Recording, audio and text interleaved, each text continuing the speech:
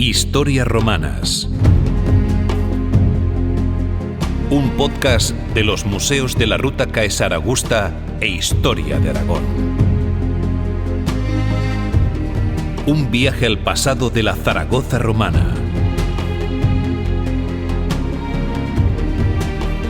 Historias romanas. Con Sergio Martínez.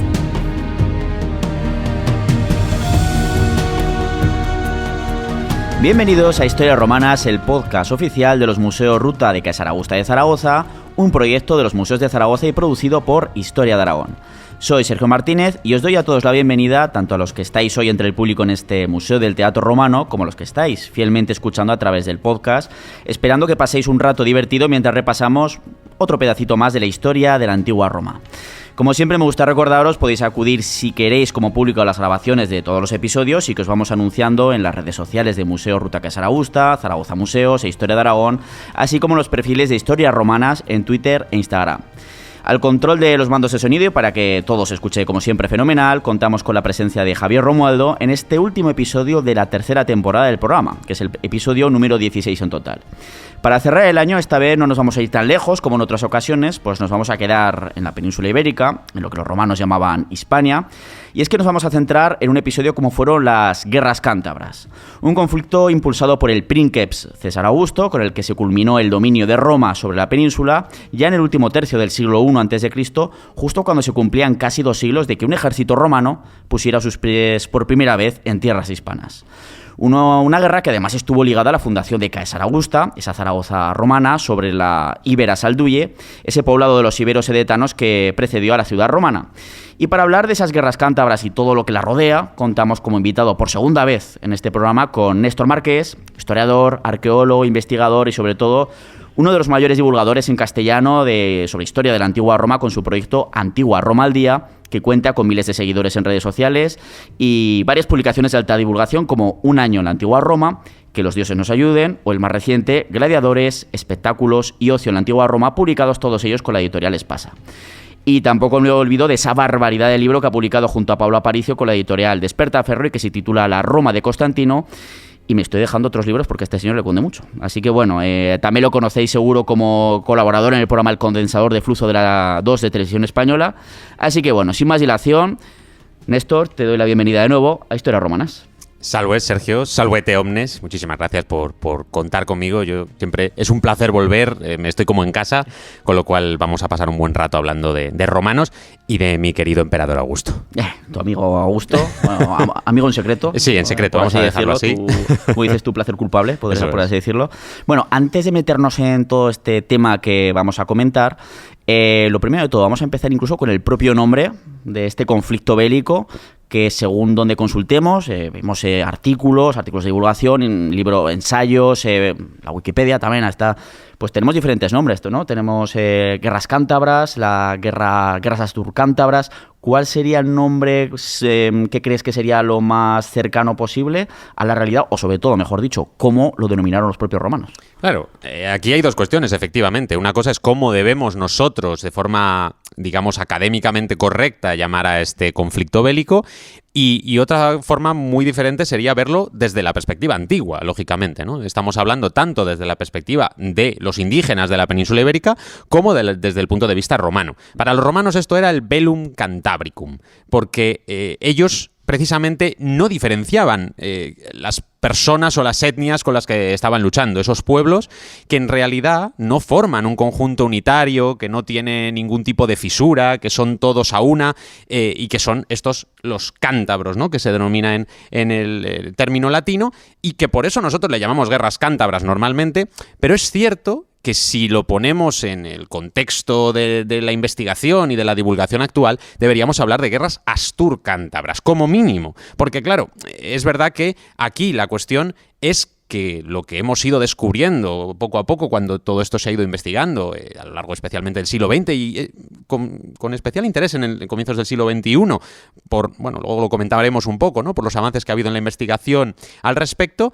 Pero claro, es que podríamos estar incluyendo todos los pequeños pueblos diferentes que estaban integrados dentro de ese conflicto, ¿no? Pero Es verdad que Guerras Asturcántabras parece que resume muy bien un poco el sentir plurinacional, vamos a decir, de todos esos pueblos que también tenían problemas entre ellos, que no eran un único conjunto el que se enfrenta a Roma, ¿no? Está claro que es verdad que aquí, cuando te viene un enemigo de fuera, parece que lo de casa se queda un poquito más calmado, sí, y todos a una contra el que viene a por ti. No, desde luego. Y luego, aparte, tenemos que recordar que muchas veces el nombre que se dan a muchos de estos pueblos lo conocemos muchas veces por parte de los propios romanos y te los aglutinaban, pues estos son no sé qué, estos son no sé cuántos, que luego dices, bueno, además muchas veces escrito por señores que jamás pisaron la península ibérica efectivamente, tampoco, o sea, aquí que lo conocen de oídas, por lo que les cuentan o lo que les llega o lo que sea. Eso es, yo creo que fiarnos de Estrabón en esto cuando nos habla de los diferentes pueblos de la península ibérica, pues bueno, es la única fuente que tenemos normalmente escrita al respecto, pero claro, efectivamente es alguien que lo está contando sin venir,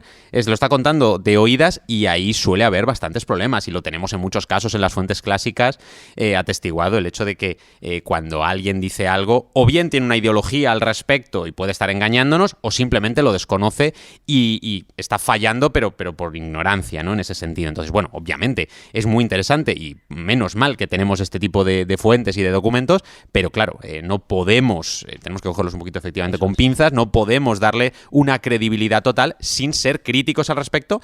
Y aquí hay algo muy importante, sobre todo es que la arqueología viene un poco a salvarnos en este campo, porque es la arqueología la que no puede engañarnos, porque las piedras no hablan, pero nos cuentan cosas y no nos pueden mentir, con lo cual ahí sí podemos llegar a deducir ciertos datos que de otra forma no tendríamos. Entonces, bueno, pues cotejando un poquito todas las fuentes que tenemos, podemos llegar a determinar quiénes eran estas personas. Pues muy interesante y bueno, vamos a ir meternos ya pero bueno, los que me conocen ya saben que a mí me gusta mucho el contexto histórico, ¿no? Y además que saben que me voy muy por los cerros de Úbeda. En plan, vamos a hablar del reinado de Jaime II de Aragón. En la prehistoria, empezamos en la prehistoria, ¿no? Bueno, no vamos a irnos tanto ahí, pero claro, estas guerras se producen a finales del siglo I a.C., pero vamos a resumir de forma muy resumida un poquito cómo es la presencia romana, cuándo llegan los romanos a la península ibérica y cómo es ese proceso de dominio hasta que finalmente solo queda, pues casi como en Asterios Obelix, un poquito más grande, ese reducto, por así decirlo, de esa cornisa cantábrica hasta que luego llegue ese impulso de la conquista que pues ordenará, digamos, Augusto, el primer princeps de su dominio, ¿no? De esta conquista. Así que, bueno, ¿cómo sería ese proceso así a grosso modo de la dominación romana desde que llegan por primera vez hasta el momento en el que se inicia este conflicto? Claro, yo creo que has dado además un término clave, que es dominio. Dominio es lo que en latín llamaríamos imperium. Cuando nosotros nos referimos al Imperio Romano, normalmente estamos hablando de una cuestión política, que es la que comienza efectivamente en el año 27 a.C., cuando a Octaviano le nombran princeps de Roma, le nombran Augustus, pero es verdad que en época republicana, en los años anteriores, también podemos hablar del imperium de los romanos. Lo decimos en latín realmente para diferenciarlo mejor, pero es que estamos hablando del dominio, de ese proceso expansionista que viene de mucho tiempo atrás. Y tú, Sergio, te ibas hasta ese año 218 a.C., yo me voy a ir más atrás todavía, porque es que Roma inicia ese camino en el momento en el que se convierte en una res pública, ¿no? En el momento en el que se deshacen del último de sus reyes, Tarquinio el Soberbio, en el año 509 a.C., y a partir de ahí es cuando se empiezan a expandir, porque si te das cuenta, en ese momento, quien tenía por la mano tomada toda la península itálica, o buena parte de la península itálica, eran en realidad los etruscos. Los etruscos se habían desarrollado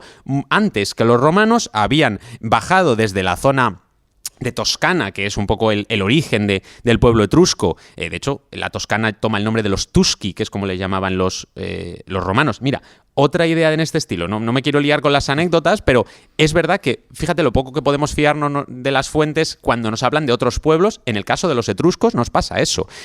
A los etruscos le llamamos etruscos porque los romanos lo llamaban así. Etruscos, los constructores de torres. Bueno, pero es que los etruscos a sí mismos no se llamaban así. Los etruscos se llamaban Rasna. Claro, ¿cuántos hemos oído ese término normalmente? Prácticamente nadie lo conoce y en realidad ellos eran, el nombre que se daban era ese. Con lo cual, una vez más, cuando veamos este tipo de elementos a partir de otra cultura que nos habla de ellos, tenemos que tener mucho cuidado por ese motivo, ¿no? Pero hablaba de este tema porque la expansión de Roma empieza en ese momento, empieza con el año 509, empieza con la Res Pública, comienzan a desarrollarse más a partir de ese momento, sobre todo ya en el siglo IV a.C., y llega un momento en el que entran en conflicto, lógicamente, con otros pueblos, en este caso los cartagineses, comienzan las guerras púnicas, y aquí Roma, estamos en el año 218 a.C., está tratando de buscar alianzas, de buscar pactos en la zona de la península ibérica. Tenemos a los hermanos Escipiones, Neo y Publio Cornelio Escipión. Este último, Publio, para que nos situemos, es el padre del famoso Escipión el africano, que luego será vencedor en Zama. Y tenemos a estos generales romanos que están llegando desde el sur de la Galia y que están bajando ya hacia Hispania, hacia la península ibérica. Entonces, tenemos el desembarco de los romanos en el puerto de Emporia por primera vez en ese año 218 a.C., como digo, buscando alianzas con los pueblos íberos en contra de los cartagineses y en el contexto de ese desarrollo de la Segunda Guerra Púnica, que va a tener el conflicto completamente enfocado en Hispania, ¿no? En la península ibérica. Y a partir de ahí, realmente es una cuestión de 2 siglos en los que Roma cada vez, después de vencer a Cartago, obviamente, cada vez se va a expandir más porque ve que es una tierra fértil, ve que es una tierra que les interesa por muchos motivos y que en distintos puntos van a encontrar elementos, recursos que les van a venir muy bien a la hora de continuar su expansión, ¿no? Sobre todo tenemos 2 puntos clave, que son el norte de la península, especialmente por los puertos que hay también en la zona cantábrica, por el comienzo del comercio atlántico, que también lo tiene Roma en menor medida, obviamente, que el Mediterráneo, pero también lo desean y lo necesitan. La zona, por supuesto, de las médulas, toda esa zona del Bierzo, con el oro que les va a permitir acumular una buena cantidad de dinero, y el sur de la península ibérica, especialmente por la producción de vino, pero sobre todo aceite y de salsas como el garum, que el mejor lo tenemos, obviamente, en el estrecho, porque por ahí pasan unos atunes estupendos. No Baelo Claudia, sobre todo como ciudad estrella a la hora de elaborar este garum, ¿no? De esta salsa que, bueno, la cuentas cómo se producen y ya dices, ¡oh, Dios mío! Bueno, yo siempre, claro, ahora no sé si sabéis que se puede probar, que hay una empresa que la fabrica, se llama Arqueogastronomía, y yo la he probado, yo he estado muchas veces con ellos, y que primero te cuento cómo se hace para que te asquees totalmente, luego lo hueles para que digas qué asco, y luego lo pruebas y dices, pues no estaba tan malo. Y claro, la gracia es que esto no se puede tomar así como así, porque esto no es una comida en sí misma, sino que es un condimento, ¿no? Exactamente. Y os puedo asegurar que esto es maravilloso. Otro día hacemos un episodio, si queréis, de gastronomía romana y hablamos más, que nos desviamos del tema. Pero efectivamente, los romanos se encuentran una cantidad de recursos muy importante en la península ibérica y especialmente, ya digo, sur de la península ibérica se convierte muy rápidamente en una zona más del imperium de los romanos, ¿no? Del dominio de los romanos. Por eso el sur, la zona de lo que será más adelante la provincia baética, tiene un pozo tan grande romano ya desde el comienzo, y sin embargo la zona del norte va a costar un poco más. Realmente no podemos hablar de que todo fueran pueblos reacios a la dominación romana. Hubo quienes sí entendieron que les podía venir bien añadir estos elementos culturales nuevos a su propia idiosincrasia, pero sí que hubo problemas graves, especialmente con las guerras celtíberas. Toda la zona de la meseta va a costar mucho a los romanos conquistar, que dio lugar, obviamente, a los grandes mitos épicos y heroicos de los propios romanos, como la resistencia numantina, ¿no? Que ya sabemos que en realidad no es más que los propios romanos dando valor al enemigo para decir, no, es que fíjate, si hemos vencido a un enemigo tan valeroso como esta gente, nosotros los romanos somos mucho mejores, por supuesto. Entonces ya sabéis que en realidad los numantinos no se suicidan, que se los llevan, se suicidaría alguno, pero que en realidad van todos de esclavos a Roma y que son los propios romanos los que se inventan este tipo de historias. Y esto es lo que vamos a ver. Al final estamos hablando siempre de propaganda, y el genio de la propaganda es Augusto, sin ninguna duda, ¿no? Que luego lo comentaremos un poquito porque será también fundamental en este conflicto que estamos hablando de las guerras asturcántabras o guerras cántabras. Curiosamente es eso, el comienzo, pues como has comentado, es en el 218 a.C., la llegada de unas legiones romanas a la península ibérica, y además terminará el dominio, por así decirlo, o de sometimiento en el año 19 a.C., o sea, 199 años, prácticamente clavado ahí 2 siglos, ¿no?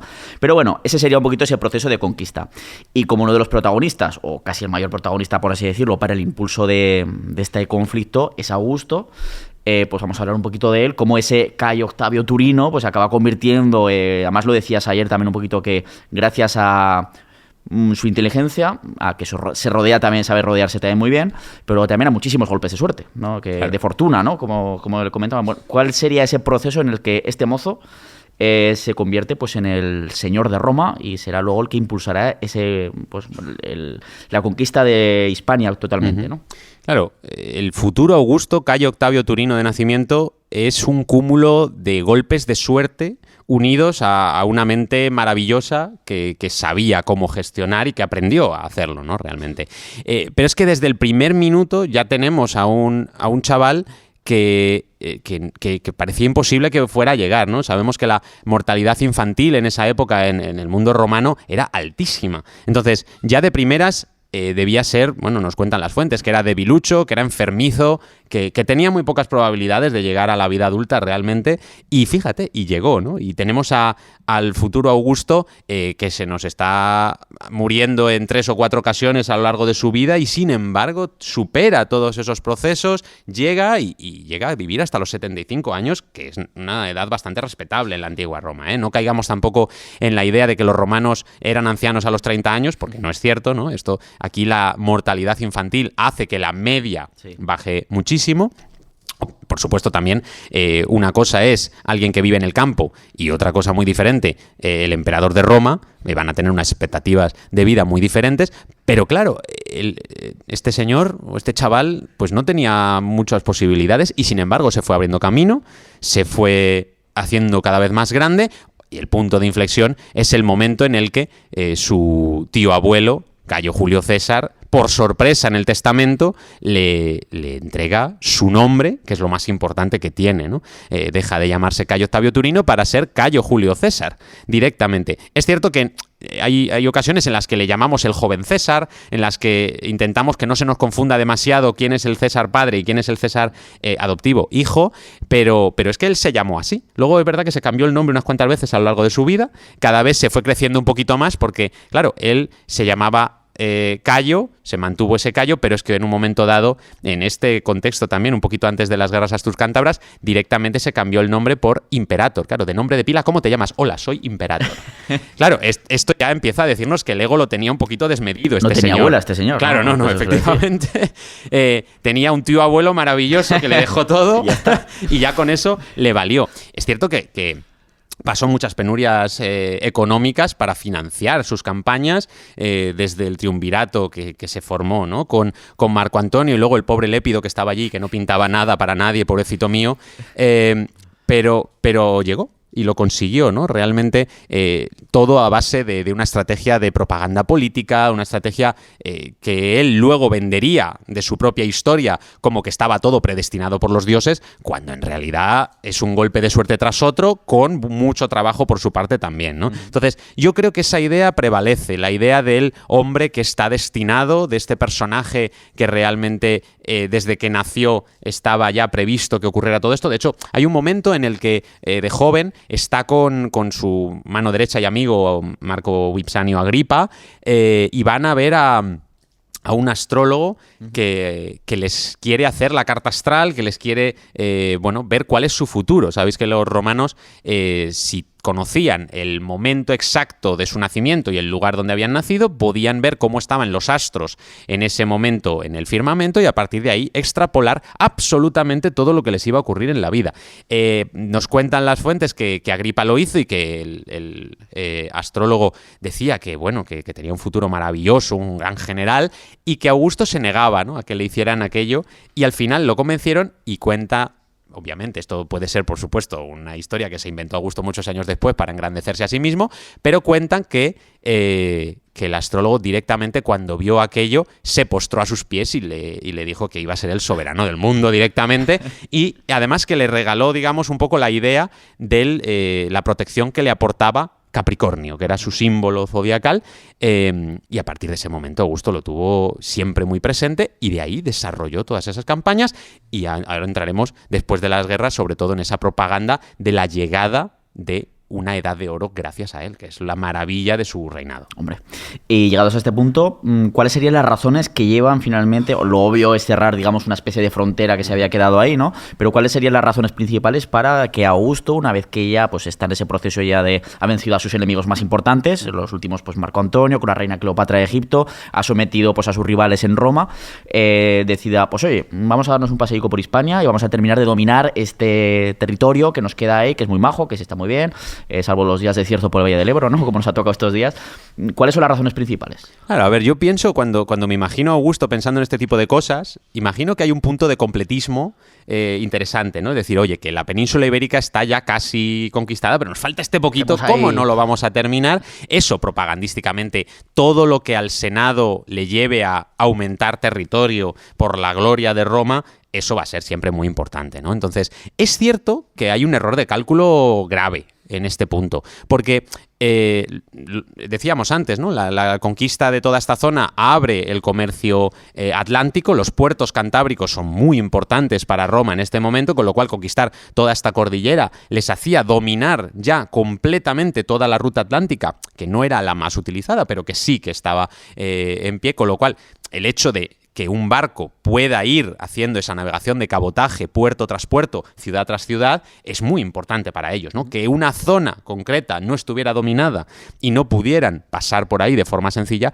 pues les fastidiaba un poquito todo ese paso comercial, por ejemplo, ¿no? De hecho, Octavio Augusto, aunque no llega a desarrollarlo él, pero oye, sí que hubo planes para conquistar Britania, por ejemplo, para retomar eso. Bueno, es que mi padre adoptivo ya estuvo por ahí un poquito de paseo, pero luego, pues claro, era parte importante de toda ese dominio de la zona, siguiente ¿no? fase, pero ¿no? Era el siguiente nivel al que llegaría luego Calígula y sobre todo ya Claudio, que es el que conquista Britania, ¿no? Pero es verdad que esa es una parte importante, pero como decía, yo creo que hay un error de cálculo porque no esperaban la resistencia tan grande que se iba a producir en este conflicto bélico, especialmente porque no habían contado con la orografía. Porque, claro, el territorio al que se enfrentaban no era como el Latium, que es una planicie con algunas montañitas pequeñas. No, aquí estamos hablando de una zona escarpada, de una zona peligrosa, en la que las emboscadas pueden ser muy graves, y ese es uno de los puntos de resistencia más grandes que se encontró Augusto aquí, antes de poder dar ya por concluida la conquista de la península ibérica. Antes de hablar del conflicto en sí mismo, que tampoco nos meteremos en batallitas y tal, pero bueno, hay que comentar algo que sabemos también de la otra parte, porque de los romanos siempre hablamos de Roma, de los romanos, pero que sabemos que se sabe sobre todo a través de, bueno, tanto por las fuentes escritas que son de los propios romanos, pero también lo que nos cuenta la arqueología sobre estos pueblos, estos astures y cántabros, que ya has comentado un poquito antes de ellos, que eran muy heterogéneos, pero bueno, ¿qué sabemos sobre ellos? A ver, sí que tenemos una cultura que sí que tiene unos rasgos comunes, ¿no? Es cierto que cada uno tiene un poco su propia idiosincrasia local, pero sí tienen en común que son unos pueblos especialmente con un origen celta, que tienen una jerarquía social muy importante, sobre todo a partir de la idea del caballero, ¿no? El caballo y el jinete es un poco el que manda en esa sociedad, y el caballo está presente en prácticamente toda su iconografía, y esto obviamente lo sabemos gracias a la arqueología. Tenemos al caballo muy muy presente porque estas élites equites, ¿no? Estas que podríamos equipararlo a los equites de Roma, son las que dominan dentro de una serie de pequeños pueblos que tienen un contacto entre ellos, que en algunas ocasiones tienen un comercio, que en algunas ocasiones sí que tienen un contacto aliado, pero que en otras también tienen conflictos internos dentro de su propia sociedad.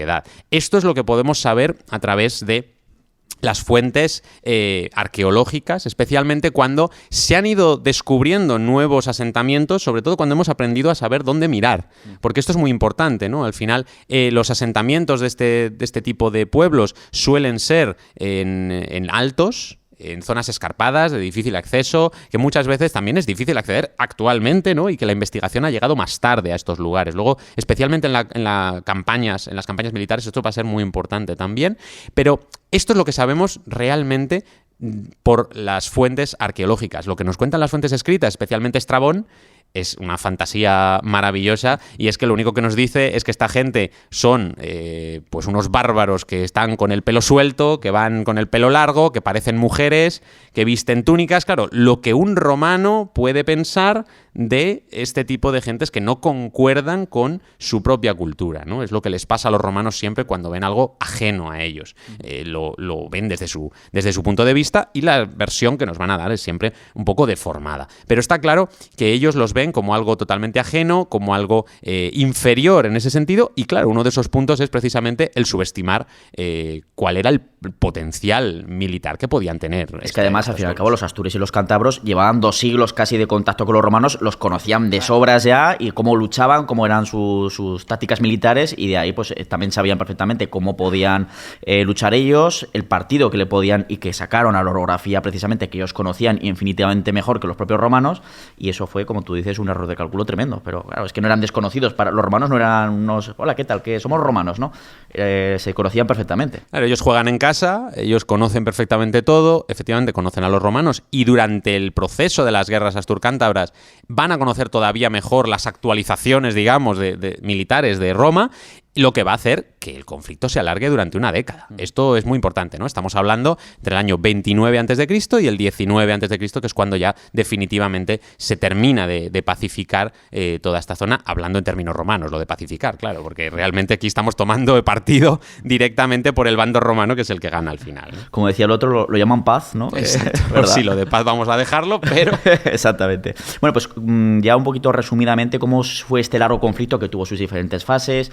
Incluso el propio Augusto llegó a estar en Hispania durante este conflicto. Estuvo a punto de morir también. Fue uno de esos momentos en el que estuvo en plan, bueno, ¿qué vamos a hacer ahora aquí? Porque este hombre se nos muere. Que al final no se muere, ¿no? Cuéntanos un poquito todo esto. Claro, tenemos que empezar por entender que Augusto, en el 12 de enero del año 29 a.C., había cerrado las puertas del templo de Jano. Y esto, para los romanos, simbolizaba algo muy importante. Roma estaba en paz con todos sus enemigos externos. ¿Por qué? Pues porque acababa de terminar la última gran guerra, que es la conquista de Egipto, la anexión de Egipto como provincia romana, que obviamente tenía una reina extranjera, pero que era un conflicto interno, era una guerra civil contra Marco Antonio. Lo que pasa es que estaba encubierta. ¿Por qué? Pues porque Roma llevaba un siglo y pico de luchas de romanos matando romanos, y estaban un poco hartos todos de este tema. Y claro, obviamente Augusto ahí, todavía no el emperador Augusto, sino el imperator Caesar Augustus Divi Filius, que es el nombre que el señor se había dado en ese momento. Quitamos lo de Augusto hasta el año 27, pero todo lo demás ya estaba ahí. En ese momento él no podía vender esto como un conflicto interno más, con lo cual él acaba esta conquista, cierra las puertas del templo de Jano de forma totalmente, con toda la pompa posible. Hay que entender, para entender mejor esto, hay que pensar que en los 7 primeros siglos de historia romana, las puertas del templo de Jano se habían cerrado 2 veces. Jano estaba con neumonía constante, sí, ¿no? Entraba un fresquito por allí, por el templo estupendo. 2 veces en toda la historia de Roma, y Augusto va a cerrar, en los 40 años de su propio reinado, las va a cerrar 3 veces. A lo mejor estaba un poquito flipado el señor propaganda Augusto pura y con dura, este tema. y luego pues alguno, oiga, señor, que aún tenemos una... Calla, nadie ha Claro, escuchado nada de... Tú cierra que las esto puertas. quede oculto, que esto no se entere nadie. Pero claro, hay momentos en los que se ve obligado, y es lo que ocurre cuando él ya se convierte en Augusto, en enero también del año 27, 16 de enero del año 27 a.C., él se ve obligado a abrir de nuevo las puertas del templo de Jano, para tener en cuenta este conflicto que había comenzado ya, pero que había quedado de momento oculto por parte del Estado romano. Él, en el año 26, va directamente hacia Hispania. Él llega al centro de los combates. Tienen un centro de operaciones en Segisamon, digamos una estructura que creen que va a permitirles abarcar todo el territorio, lo cual van a ver que no es cierto, y que van a tener que irse y adentrarse mucho más en el territorio de los astures y de los cántabros. Y es verdad que ahí Augusto también está enfermo, como siempre. El pobre Augusto no ganaba para disgustos, valga la redundancia, en ese sentido, y se tiene que volver, porque fíjate, a mí hay un detalle aquí que me encanta, y es que cuando iba con la comitiva militar le cae un rayo al esclavo que iba justo delante de él. Él iba en la litera tumbado, medio muerto, y el esclavo que le lleva la litera, yo me imagino, la litera cargada por los esclavos, y uno de repente le cae el rayo, suelta la litera, Augusto al suelo. Bueno, tuvo que ser un esperpento aquello que ocurrió allí, pero los dioses le han respetado, ¿no? Eso también para él seguro que sería un signo positivo, aunque también os digo que ya estuvo asustado para toda la vida de los rayos. Ahí con razón, diría yo, pero bueno. Se nos cuenta, las fuentes dicen que se hizo fabricar una tienda de campaña para sus campañas y hasta una manta que llevaba por encima con piel de foca, porque la piel de foca decía que era antirrayos, era un pararrayos natural, con lo cual él siempre, cuando iba en campaña, llevaba supuestamente este pararrayos en forma de piel de foca, precisamente para evitar este problema, porque seguramente estaba muy asustado. ¿Qué es lo que hizo? Huir. Huyó de allí, volvió a Tárraco, que es donde estuvo en el invierno del año 26 al 25 a.C., que bueno, en ese momento se convirtió en el centro del poder romano, la ciudad de Tárraco, y desde ahí dominó la campaña militar. Pero bueno, lo de dominó es un poco eufemismo, porque en realidad quien estaba al mando, especialmente en la segunda fase de la guerra, fue Marco Vipsanio Agripa. También tenemos a otros generales importantes destacados, como Publio Carisio, pero el que después ya consiguió, con muchos problemas, llegar a dominar el terreno de operaciones fue Agripa, realmente, ¿no? El desarrollo militar de Augusto no es obra del emperador, sino es gracias a Agripa, que fue el que sufrió todo y el que tenía realmente la mente militar cuando Augusto tenía la mente política y propagandística, ¿no? Esto es verdad, él se reunió con una serie de personas y se rodeó de una serie de personas que le complementaban en lo que él no llegaba. Es que normal, también es ¿no? parte de la inteligencia de una persona, saber hasta dónde no llegas tú y saber rodearte claro. de unas personas que dicen, mira, de lo militar este mozo pues maneja bastante, ¿no? Claro, entonces allí tenemos esas operaciones de los años 26, 25 a.C., que luego van a continuar, y tenemos el gravísimo problema del que hablábamos antes. Tenemos unos campamentos en altura, tenemos a unos pueblos variados, ¿no? Estos astures y cántabros, que resisten muy bien a esas bajas temperaturas, aunque es verdad que en algunos momentos los romanos también consiguen romperles un poco los esquemas en su propio territorio. Hay un momento que sabemos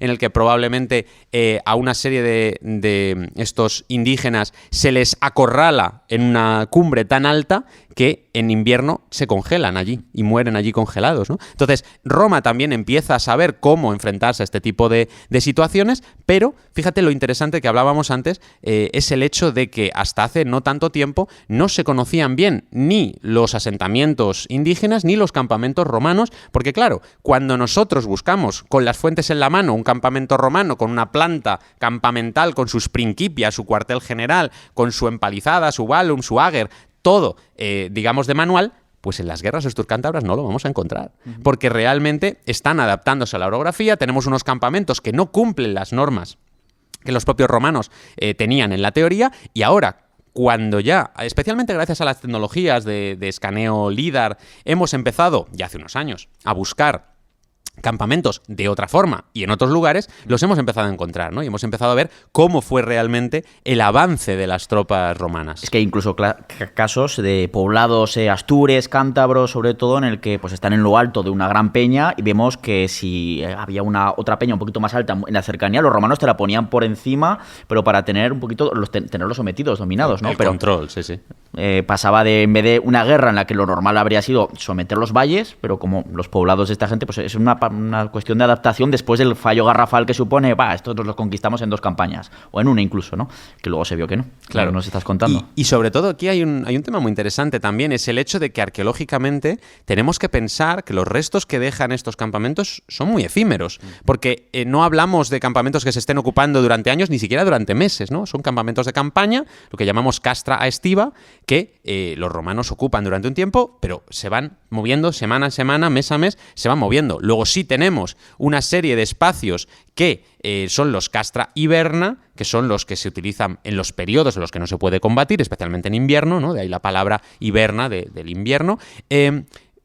Y ahí sí que vemos una ocupación continuada que vuelve temporada tras temporada a ocuparse. Esto es muy interesante porque de ahí podemos extraer muchísima información, pero lo que está claro es que Roma sufrió lo que no estaba escrito allí y se procuraron callárselo, sobre todo eso. Eso te quería preguntar, porque sobre todo ya en la última fase que nos cuentan un poquito la guerra, que ya ahí se llegan unos niveles de destrucción de... Bueno, a ver, como en todo conflicto, obviamente, ¿no? Pero llega un momento ya tremendo, ¿no?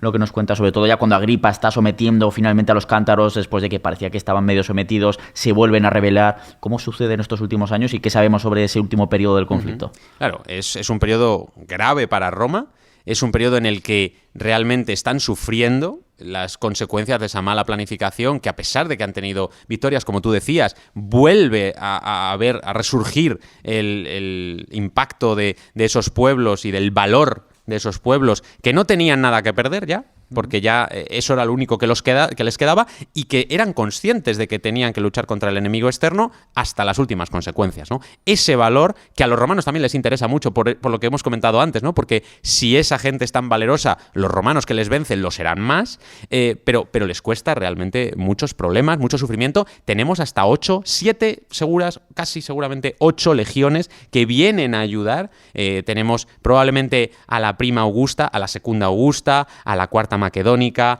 a la quinta Laudae, a la sexta Victrix, a la décima Gémina, todas estas legiones que están allí trabajando y que llegan desde otros puntos del imperio para ayudar a conquistar toda esta zona que se les está resistiendo y con razón. Pero finalmente llega el año 19 a.C., que parece que ya es el momento ya definitivo del sometimiento de estos cántabros y ya Hispania, pues se puede decir que o la península ibérica ya está dominada por los romanos, ¿no? Y aquí vendría un poquito la segunda parte del programa porque estas guerras están, obviamente, sobre todo después del proceso final, pues muy ligadas a esa reordenación administrativa que hace Augusto, no solo en Hispania, en varias regiones, pero sobre todo en Hispania, que hasta entonces eran 2 provincias, ¿no? Desde los inicios la ulterior y la citerior, y aquí se hace una reordenación administrativa.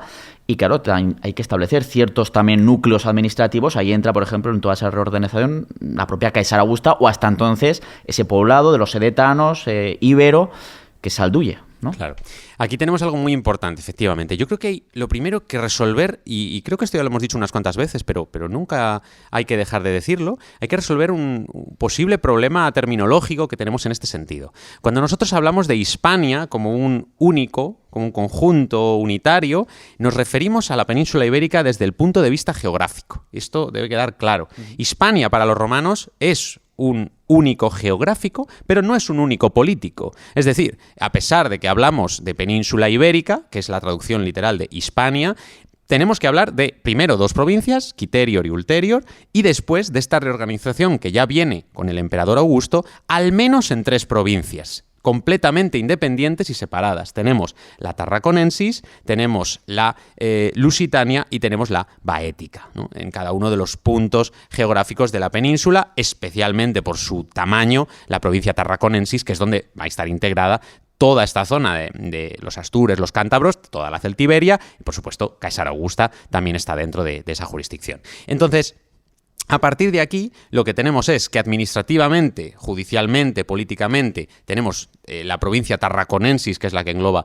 toda esta estructura, y va a haber un punto muy importante, y es que, claro, los romanos tampoco se fían de que esto se mantenga sin ningún tipo de problema, con lo cual siempre tiene que quedar una serie de personal militar que está aquí como una especie de policía de control, vamos a decir, ¿no? Unos ejércitos que ya no son de campaña, unos ejércitos que ya no son de conquista, sino que son de control territorial y que ponen un poco el orden cuando o sí se pueden llegar a producir algún tipo de revueltas, ¿no? En este caso quedan 3 legiones, la cuarta Macedónica, la sexta Victrix y la décima Gémina, cada una colocada en uno de los lugares estratégicos. Tenemos Astúrica Augusta, tenemos el campamento de Petavonium, Rosinos de Vidriales, tenemos Legio, la ciudad de León, ¿no? Estos 3 puntos forman el tridente de control territorial de Roma, pero es cierto que estas legiones también se mueven por el territorio, que van a ir a otros puntos, especialmente Caesarea Augusta. Aquí lo tenemos muy claramente definido. En este tipo de ejército, que ya no es de conquista, como decía, es protector del territorio, pero también es un ejército que, igual que hace el ejército en el siglo XXI, ayuda en situaciones diversas, ¿no? Especialmente, por ejemplo, en momentos constructivos. Aquí lo tenemos atestiguado en el puerto de Caesar Augusta, tenemos estructuras de la fundación que nos demuestran que las legiones están aquí para construir. Tenemos marcas en los sillares, podéis ir a verlo, si venís aquí a Caesar Augusta, podéis verlo en el Museo del Puerto Romano. En los sillares están marcados los numerales de las legiones atestiguadas en la península ibérica, ese ejército de control territorial. Entonces, el ejército sirve para ese control del territorio, sirve para ayudar a fundar nuevas ciudades, ¿cómo no? Caesar Augusta sirve también para esos soldados licenciados de estas legiones que ya han completado sus años de servicio, que ya han terminado el papel que han ofrecido, ¿no? Y ese valor que han ofrecido para Roma, y que se les recompensa no solo con un espacio en una nueva ciudad, igual que tenemos, por ejemplo, Augusta Emérita, ¿no? Que también viene en ese mismo sentido unos años antes, en el año 25 a.C., aquí estamos probablemente en el año 14 a.C., no lo sabemos con seguridad, pero probablemente tenemos esa nueva fundación para los soldados licenciados que se establezcan aquí, que tengan un lote de tierra y que puedan vivir a partir de ese momento ya como ciudadanos de pleno derecho licenciados del ejército romano. Además, la importancia que se le da a la ciudad es muy grande, ¿no? A esta nueva Caesar Augusta, que además tiene ese nombre de Caesar Augusta, del César Augusto, de este primer princeps, ¿no? Lo que conocemos como el primer emperador, y esto también es parte de la propaganda política de Augusto. Por supuesto, porque a partir de este momento el emperador Augusto ya nos está vendiendo totalmente una nueva fase. Ya hemos pasado a un siguiente nivel, hemos cambiado totalmente de era, y es que literalmente Augusto lo que va a decir es que ha llegado una nueva edad. La renovación de los siglos, por así decirlo. Eso, ¿no? Es. Sí, además es que los romanos tenían un concepto muy interesante. Les venía de los etruscos también. En este caso es cierto, porque hay una cosa muy curiosa, es que los romanos cuando no sabían algo que venía del pasado decían, no, esto los etruscos seguro. La mayor parte de las veces es mentira, pero en este caso es verdad. Efectivamente, los etruscos tenían una concepción de que la vida humana se regeneraba cada 440 años. Esto es lo que llamaban un 4 saecula, ¿no? En este caso, 110 años es un saeculum. Entonces, 4 saecula forman una edad completa que se va repitiendo hasta 12 veces. Que sería como desde la edad del hierro, por ejemplo, hasta la edad dorada. Claro, así un poquito. Eso es. La primera de las edades es la edad de oro, la segunda, el segundo saeculum, es la edad de plata, la edad de bronce, la edad del hierro, y después vuelve a repetirse ese ciclo de 4 edades humanas que... curiosamente, esto es muy interesante, se empiezan a contar desde la fundación de Roma, en este caso, y los 12 saecula se cumplieron cerca del momento de la caída de Roma. Con lo cual es muy interesante que en época de Augusto ya se está hablando claramente de todo esto y ya venía de atrás, y efectivamente al final Roma cae más o menos cuando correspondía, ¿no? A mí me parece una cosa maravillosa, y fíjate, el otro día una buena amiga, Maya Pixelskaya, me preguntaba, ¿y si hubiéramos continuado con esta sucesión, en qué edad estaríamos ahora? Claro, a mí me dio un poco de miedo. Digo, a ver para dónde vamos. A ver qué sale. Claro, hombre, si me dices que estamos en la edad de hierro, me lo creo, porque fíjate cómo estamos, que nos estamos cargando todo y estamos de verdad hechos un desastre. Pero ojo, hicimos el cálculo si hubiéramos continuado desde la fundación de Roma hasta nosotros, y resulta que la última edad de oro fue a mediados del siglo XVIII, así que estamos en la edad de bronce. Todavía nos queda caída hacia abajo. Todavía nos queda la edad de hierro. Madre mía. Cuesta abajo sin freno. Vamos cuesta abajo totalmente hacia lo peor, y ya los que vengan después que nosotros, volverán a la edad de oro en algún momento. Así que esta es un poco la idea que tienen los romanos en ese momento. También te digo una cosa, esto es con las cuentas desde Augusto, así que no es válido porque Augusto se lo inventó todo.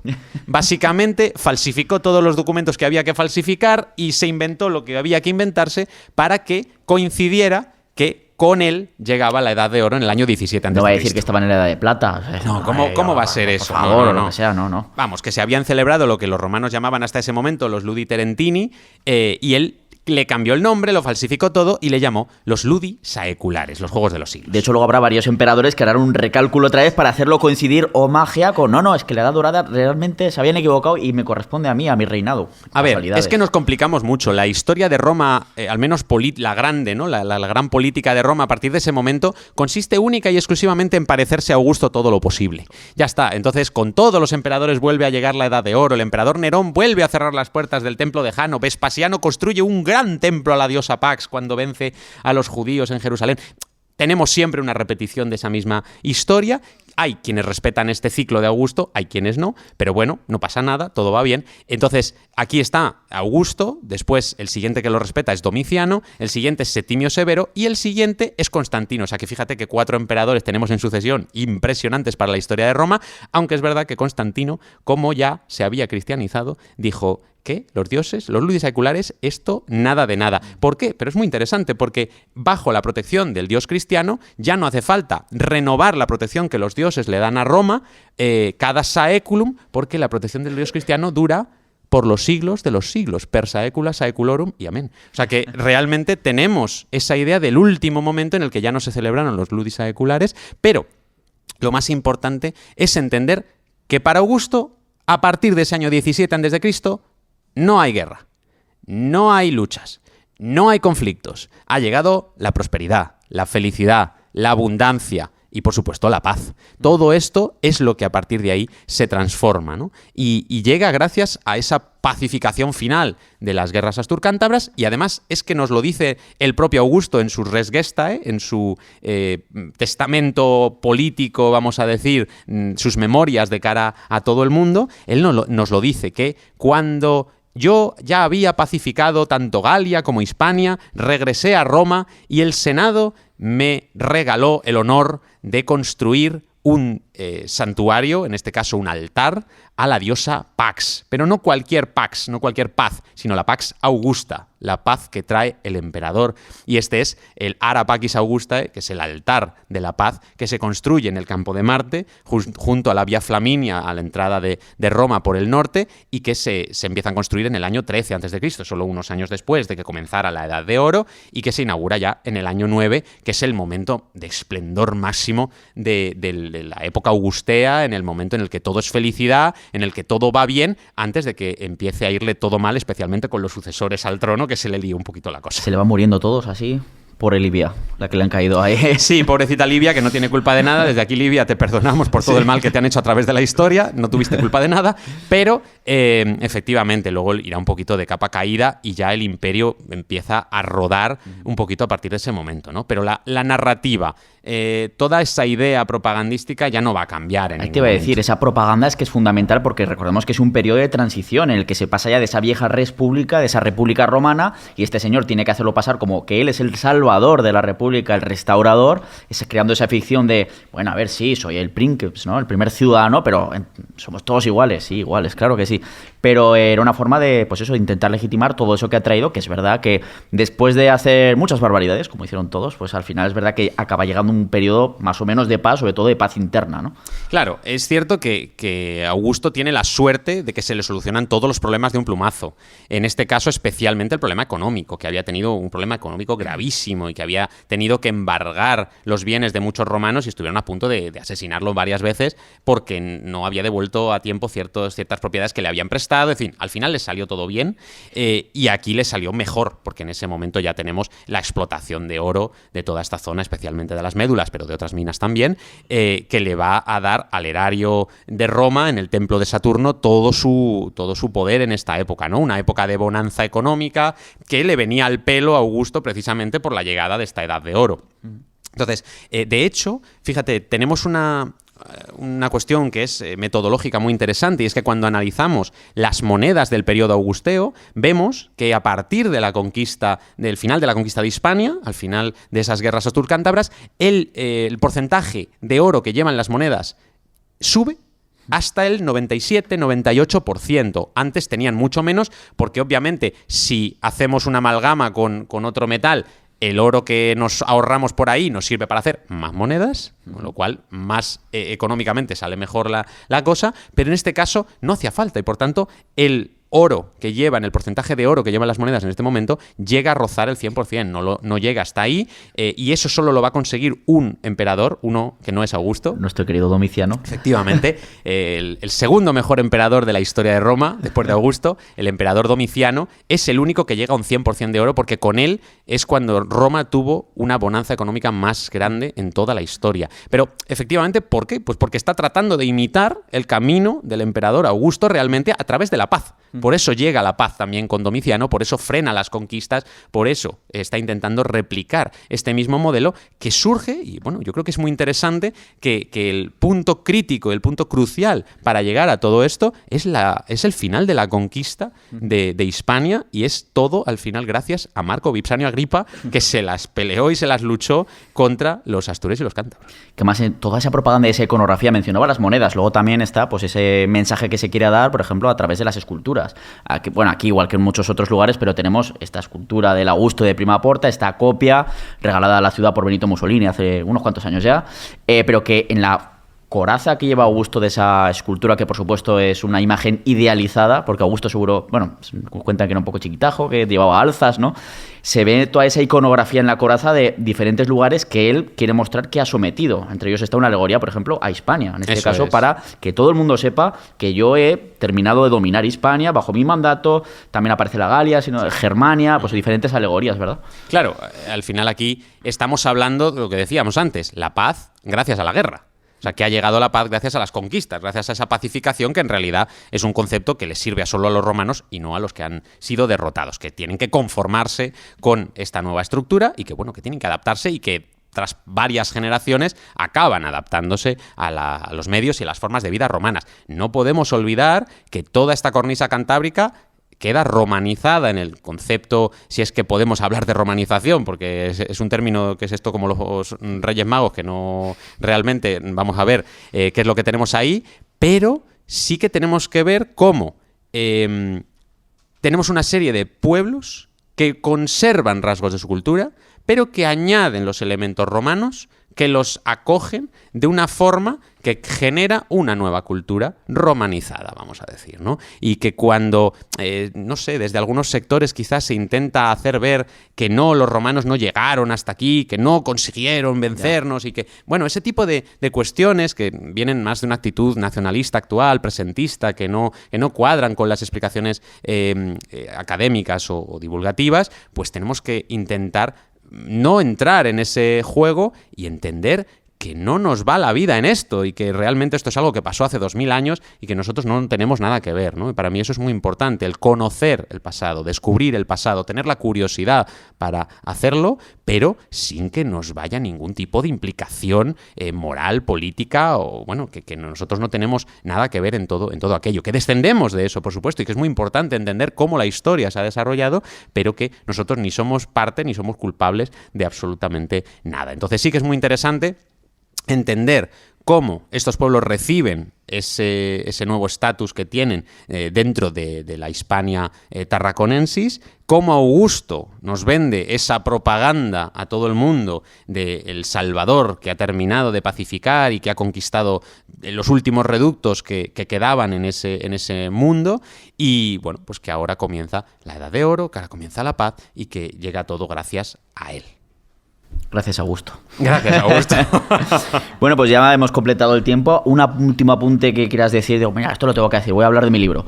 O de tus libros. Un último apunte sobre el tema o cualquier cosilla que digas que pueda ser interesante sobre todo lo que hemos hablado. Sí, no, en línea con lo que justo estaba diciendo, creo que es importante entender que yo especialmente tengo una predilección total con la figura de Augusto, también con la de Domiciano o con la de Constantino, pero que no se entienda como una veneración, que no se entienda como una idolatría, ¿no? Realmente.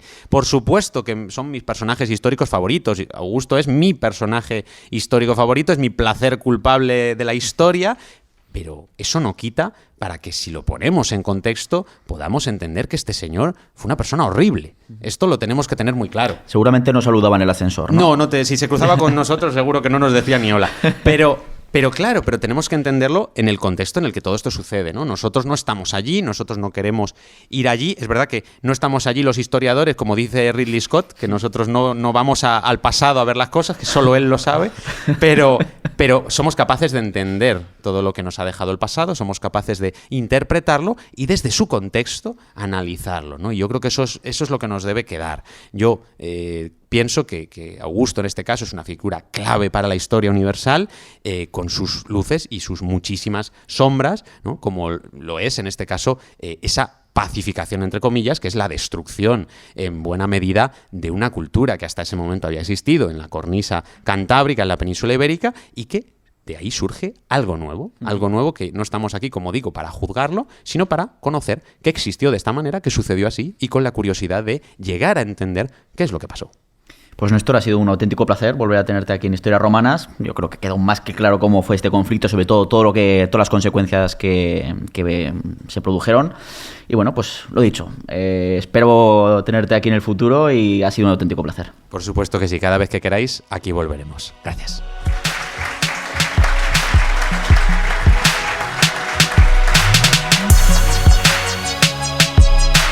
Gracias por acompañarnos en Historias Romanas y recordad que podéis vivirlo en directo en los museos de la Ruta de Caesar Augusta y escucharlo también en podcast cuando y donde queráis. Y podéis encontrarnos en plataformas como Spotify, iVoox y en el canal de YouTube de Historia de Aragón, así como en las redes sociales de los museos de la Ruta Caesar Augusta, de Historia de Aragón e Historias Romanas. En la técnica hemos tenido a Javier Romualdo y os esperamos en el próximo viaje por el tiempo a la antigua Roma. Puedes escucharnos en las principales plataformas de podcast: Spotify, iVoox y YouTube, y en nuestras redes sociales. Historias Romanas.